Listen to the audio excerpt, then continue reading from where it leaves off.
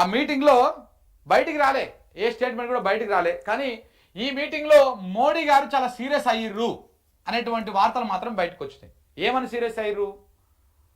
అదే మీటింగ్లో ఎవరైతే ఫోన్ చేసి అమెరికా నుంచి వైస్ ప్రెసిడెంట్ ఎవరైతే ఉన్నారో ఆయన జేడి వాన్స్ ఆయనకు ఫోన్ చేసి, అయ్యా మీరు చెప్పిరని మేము విరమించుకున్నాం, అయినా పాకిస్తాన్ ఉల్లంఘిస్తూ ఉంది కాల్పుల విరమణను, సీజ్ ఫైర్ను వాళ్ళు ఉల్లంఘిస్తూ ఉన్నారు. ఈసారి ఏ మాత్రం 1% ఎక్కడన్నా చిన్న ఉల్లంఘన జరిగినా కానీ మా ప్రతిస్పందన మీరు ఊహించిన విధంగా ఉంటుంది, పాకిస్తాన్ మొత్తం మేము అతలాకుతలం చేస్తామని చెప్పేసి ఆయనకు ఫోన్ చేసి ఈయన సీరియస్గా వార్నింగ్ ఇచ్చినట్టు వార్తలు వచ్చినాయి. మా ప్రతాపం ఏదో చూపిస్తామని చెప్పినట్టు వార్తలు వచ్చినాయి. మరి అందులో ఎంతవరకు నిజం ఉంది, ఏం చెప్పిండు అనేది మాత్రం ఇంకా అధికారికంగా వీళ్ళు ప్రకటించలే. మీడియాలో మాత్రం కథనాలు వచ్చినాయి.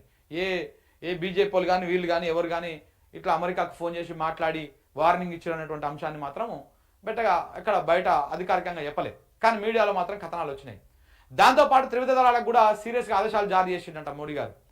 మీరు ఎట్టి పరిస్థితుల్లో మీకు మొత్తం ఫ్రీ హ్యాండ్ ఇస్తున్నాం, పాక్ ఉల్లంఘనను ఏమాత్రం ఉపేక్షించకండి, ఒకవేళ వాళ్ళు కనుక ఒక బాంబు వేస్తే మీరు 10 బాంబులు వేయండి, ఏ మిసైల్ ప్రయోగానికి కూడా వెనకాడొద్దు అని చెప్పేసి కూడా వీళ్ళకి ఇచ్చినట్టు. దాంతోపాటు పాకిస్తాన్ కూడా ఒక హెచ్చరికలు జారీ చేసిండు మోడీ గారు అదే మీటింగ్లో.